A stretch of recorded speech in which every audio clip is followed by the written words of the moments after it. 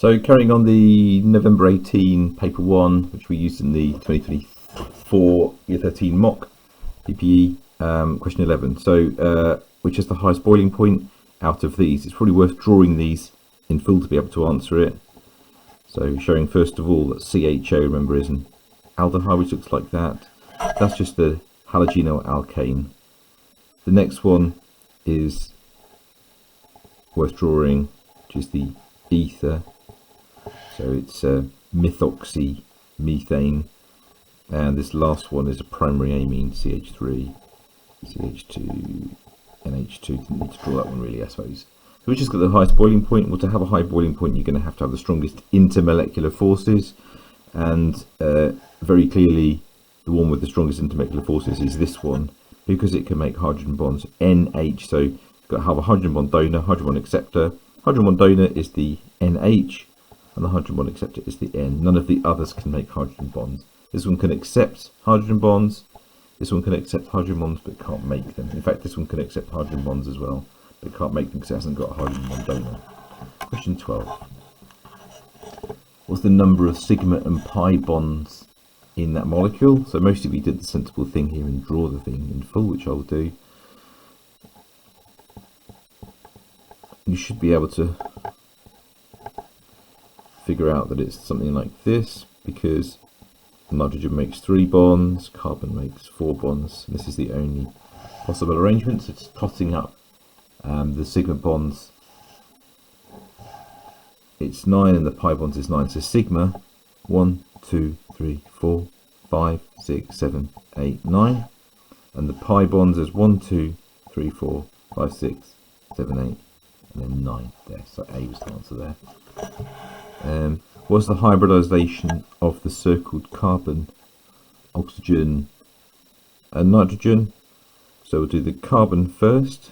Circled carbon, that's sp3.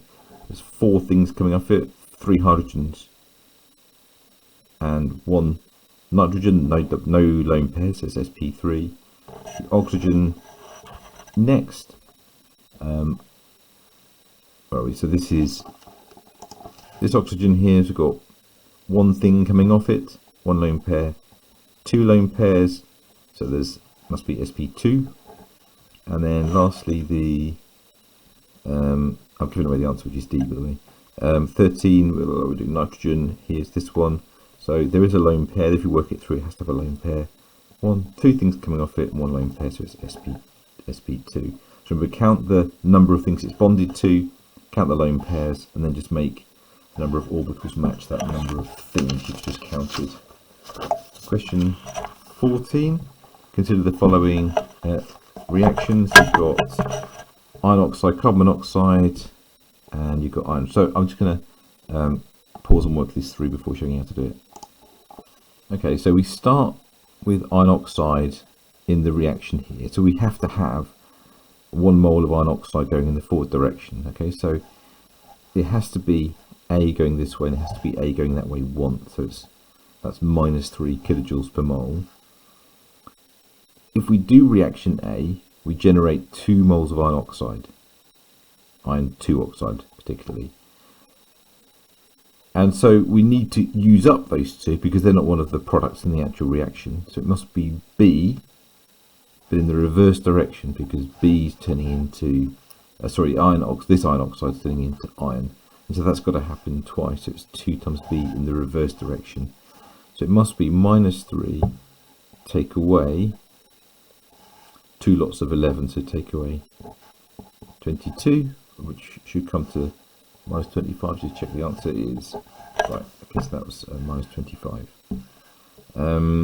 Which is correct when barium hydroxide reacts with ammonium chloride? So really, this is the reaction in full there, and this is just a neutralization reaction. It's just a salt forming. So we've got hydroxide ions, ammonium ions when they go into solution. It's not in solution, but nevertheless you are. This is a neutralization reaction, which if we would.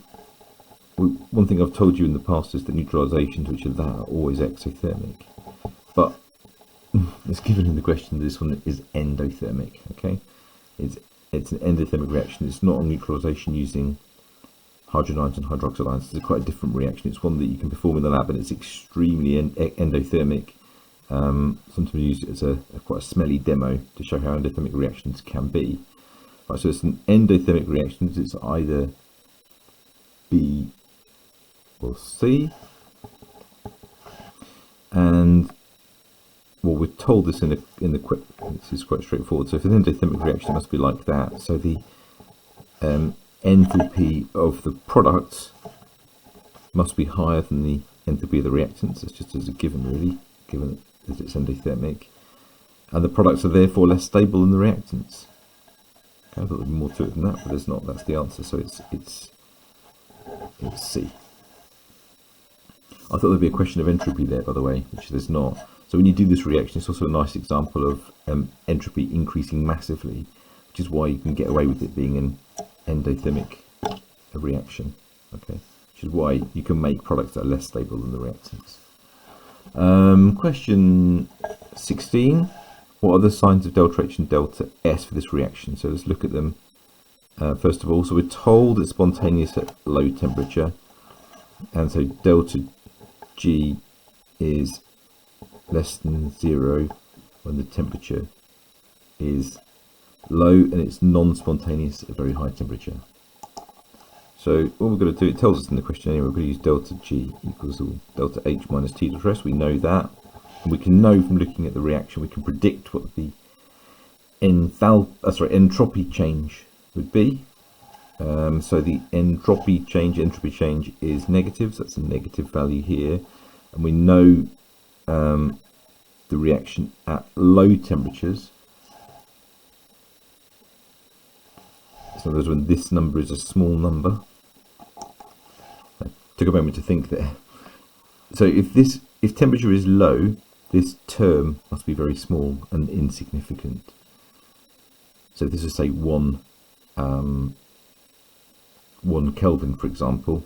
This value is negative, right? So in other words, this becomes the dominant term, and if delta G is negative, delta H must also be negative, which is C. If you crank up the temperature and make this number very big, it makes this overall term big, and if this is negative, you take away a minus number, and this minus number is bigger than delta H, then it becomes positive. So at high temperatures, delta G is positive. So that makes it all fits together. C is the right answer there. Those 4 scenarios we talked about in some detail.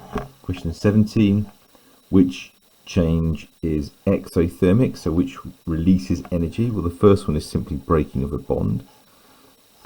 So half a mole of chlorine bonds being broken, so it ain't that, because that requires energy, which is endothermic. This one's ripping an electron off a potassium atom. That's going to be endothermic, that requires energy. And this is the lattice enthalpy of dissociation of potassium chloride, so the energy required to break that lattice apart. That's going to be endothermic. So it must be the last one, which is the first electron affinity of chlorine. So when you add an electron to a neutral atom, it's always exothermic. Remember, the second electron affinity is always endothermic. This is just the first one, so that's the right answer. Question 18, sodium carbonate reacted with hydrochloric acid. So standard reaction between a carbon and acid gives you carbon dioxide, salt and water, which is the same for reactions 1 and 2. Right, so the initial rate of reaction, first of all, is a rates question. That's not changing, but we increase the concentration of the acid. The acid is in excess, so it's not going to make